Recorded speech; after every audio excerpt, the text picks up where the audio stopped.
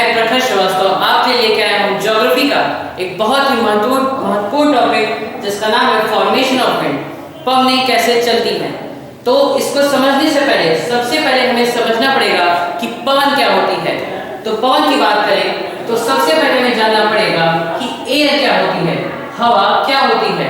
Air होता है गैसों का मिश्रण। अगर साधारण शब्दों में हम लोग कहें इसे तो एयर क्या है, mixture of, air is mixture of gases. गैसों का मिश्रण होती है हवा। जैसे आपको पता है कि हमारे वातावरण में अलग अलग प्रकार के गैस मौजूद हैं, जिसमें सबसे अधिक मात्रा, जो पहले नंबर पे सबसे अधिक मात्रा होती है वो होती है नाइट्रोजन की। नाइट्रोजन का जो प्रतिशत है वो हमारे वातावरण में, हमारे एटमॉस्फेयर में 78.08% है। 78.08%। और आपको पता है कि नाइट्रोजन का अपना एक अलग महत्व है, क्योंकि ये सबसे ज्यादा कृषि के क्षेत्र में, किस क्षेत्र में साथियों, कृषि के क्षेत्र में, एग्रीकल्चर के क्षेत्र में नाइट्रोजन का बहुत बड़ा योगदान है। दूसरे नंबर पर अगर हम जाएं तो हमारे वातावरण में यानी हमारे एटमॉस्फेयर में जो सबसे महत्वपूर्ण गैस है वो है ऑक्सीजन। जैसा आप सभी लोग जानते हैं, ऑक्सीजन के बिना जीवन संभव नहीं है। ऑक्सीजन के बिना जीवन पृथ्वी पर संभव नहीं है। और इस ऑक्सीजन की मात्रा होती है 20.95% यानी 20.94%। अब यही गैस अगर मैं यहाँ पे नाइट्रोजन, ऑक्सीजन, कार्बन डाइऑक्साइड, ये सारी गैसें अगर मैं मिला दूं तो इस पूरे क्षेत्र को जो बोलेंगे वो हो जाएगा हवा यानी कि एयर। तो अब आपको समझ आ रहा होगा कि हवा क्या होती है। हवा कुछ नहीं, सिर्फ गैसों का मिश्रण है। अब यही हवा जब एक जगह से दूसरी जगह चलने लगती है तो उसे हम कहते हैं क्या, विंड यानी पवनें। तो आइए समझते हैं कि ये पवनें आखिर चलती कैसे हैं। क्यों हवा ऐसा क्या कारण होता है कि हवा एक जगह से दूसरी जगह जाने पर मजबूर हो जाती है। चलिए आइए समझते हैं। इसके लिए, इसको समझने के लिए सबसे पहले मैं आपको समझाता हूं कि मान लीजिए कि ये हमारा एक पृथ्वी का क्षेत्र है, एक लैंड एरिया है। दोस्तों कभी भी आप अगर डायग्राम बनाइए लैंड एरिया का तो उस पे पेड़ जरूर बना दीजिए, क्योंकि पेड़ हमेशा स्थल क्षेत्र में ही पाए जाएंगे, समुद्र में नहीं पाए जाएंगे। और इससे कॉपी चेक करने वाले को पता लगेगा कि आपने एक लैंड एरिया का डायग्राम बनाया है। ठीक है, मान लीजिए ये हमारा स्थल क्षेत्र है, ठीक है, और ये हमारा सूरज है। ये सूरज अगर यहाँ पे अपनी पृथ्वी की रोशनी एक जगह पर डालता है तो उस जगह का जो टेम्परेचर है, उस जगह का जो तापमान है, उस जगह का जो टेम्परेचर है, उस जगह का जो ताप है वो बढ़ जाता है। क्या होता है, ताप बढ़ जाता है। क्योंकि कोई भी जगह पे अगर आप लगातार रोशनी डालेंगे तो क्या होगा, वहां का तापमान बढ़ जाएगा। और जब वहां का तापमान बढ़ेगा तो अभी जो मैंने आपको बताया कि हवा जो कि गैसों के रूप में मौजूद होती हैं, वो हवाएं क्या होंगी, वो हवाएं गर्म होंगी और गर्म होके वो फैलेंगी। गर्म होके क्या होगी, वो फैलेंगी। और जैसे भी वो गर्म होके फैलना शुरू करेंगी तो अपने से ऊपर उठने का प्रयास करेंगी। जैसे कि आपको पता है कि किसी भी चीज को अगर आप गर्म करें तो उसके जो मॉलिक्यूल्स होते हैं वो एक दूसरे से विपरीत दिशा में भागते हैं। ठीक उसी तरह ये गैसें भी विपरीत दिशा में भागेंगी और अपनी जगह से ऊपर उठेंगी।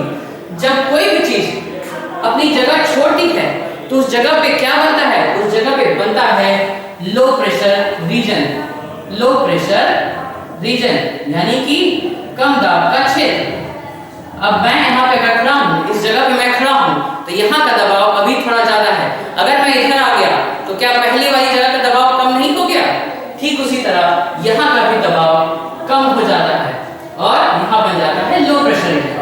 अब ठीक उसी समय स्थल के एक दूसरे क्षेत्र में मान लीजिए सूरज की रोशनी बादलों की वजह से कम पहुंचती है। इस क्षेत्र में सूरज की रोशनी बादलों की वजह से कम पहुंचती है, क्योंकि बादल सूर्य की रोशनी को अपने अंदर एब्जॉर्ब कर लेते हैं। तो क्या होगा दोस्तों, ये जगह इसके कंपैरिजन में, इसकी तुलना में ये जगह क्या होगी, ये जगह अधिक ठंडी ठंडी होगी, यानी यहाँ पे टेम्परेचर जो है वो डाउन होगा। यहाँ टेम्परेचर यानी ताप क्या होगा, कम होगा, लो टेम्परेचर होगा, लो टेम्परेचर होगा। और दोस्तों जैसा कि आपको बता दूं कि किसी भी चीज को अगर ठंडा किया जाए, कोई भी चीज अगर ठंड होती है तो वो एक दूसरे के दिशा में भागती है, उसके मॉलिक्यूल्स आपस में कंडेंस होते हैं। ठीक उसी तरह वहां पे जो भी नाइट्रोजन, ऑक्सीजन, कार्बन डाइऑक्साइड यानी हवा के मॉलिक्यूल्स होंगे वो एक दूसरे के दिशा में भागेंगे, यानी वहां की हवा क्या होगी दोस्तों, वहां की हवा नीचे बैठने का प्रयास करेगी। और अगर किसी क्षेत्र पे आप एक क्षेत्र पे अगर कई सारे लोग इकट्ठा हो जाए तो क्या होगा, उस क्षेत्र का दबाव बढ़ जाएगा। ठीक उसी तरह यहाँ पे क्या बन जाएगा दोस्तों, यहाँ पे बन जाएगा हाई प्रेशर रीजन। क्या बन जाएगा, हाई प्रेशर रीजन, यानी ज्यादा दबाव का क्षेत्र, ज्यादा दबाव का क्षेत्र। ठीक है दोस्तों, ये बन जाएगा ज्यादा दबाव का क्षेत्र। अब आपको पता है कि पहले अगर पहला डायग्राम देखिए, पहले सिचुएशन में जब हवा यहाँ से ऊपर उठती है तो यहाँ आके इकट्ठा होती है, और जब भी कोई चीज एक जगह पे इकट्ठा होगी तो मैंने क्या बताया, वहां बन जाएगा हाई प्रेशर।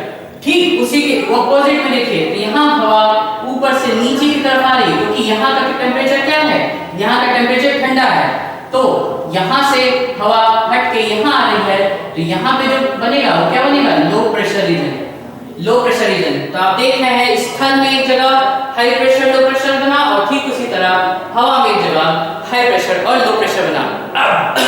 अब मैं आपको बता दूं, कभी भी तापमान में या फिर दबाव में असमानताएं आएंगी, डिफरेंस आएगा, तो उसकी वजह से बन जाएगा एक ग्रेडियंट। ग्रेडियंट मतलब कि मान लीजिए ये कोई प्लेट है, अगर इसके ऊपर आप बॉल को रख दीजिए तो क्या ये बॉल स्लाइड होगी, नहीं स्लाइड होगी, ये बॉल स्लाइड नहीं होगी।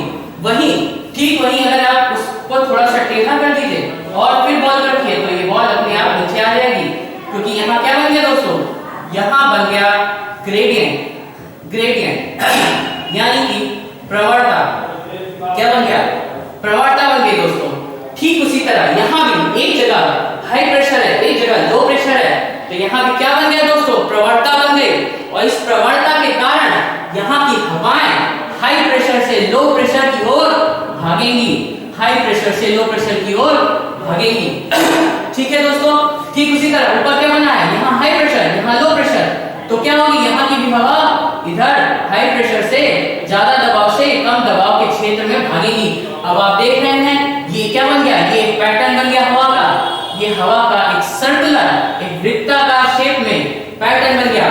और आप बताइए, खुद बताइए, अगर आप इस स्थान पे खड़े हैं और मुस्कुरा रहे हैं तो क्या आपको ठंडी ठंडी पवनें नहीं फील होंगी? अगर यहाँ कोई खड़ा है तो उसको पवन नहीं फील होगी। ठीक उसी तरह अब ये जो पूरा सिस्टम बन गया है, ये हो गया हमारा विंड सिस्टम। पवन हाई प्रेशर से लो प्रेशर, हाई प्रेशर से लो प्रेशर ट्रैवल करती है। तो देखा, ये साइंस का इतना कॉम्प्लेक्स चीज मैंने आपको कितने आसान शब्दों में समझा दिया कि कैसे पवनें चलती हैं। इसी तरह छोटे छोटे टॉपिक्स पे हम वीडियो आपके लिए हमेशा निरंतर लेकर आएंगे और अपने साथियों का मदद करते रहेंगे। तब तक के लिए धन्यवाद।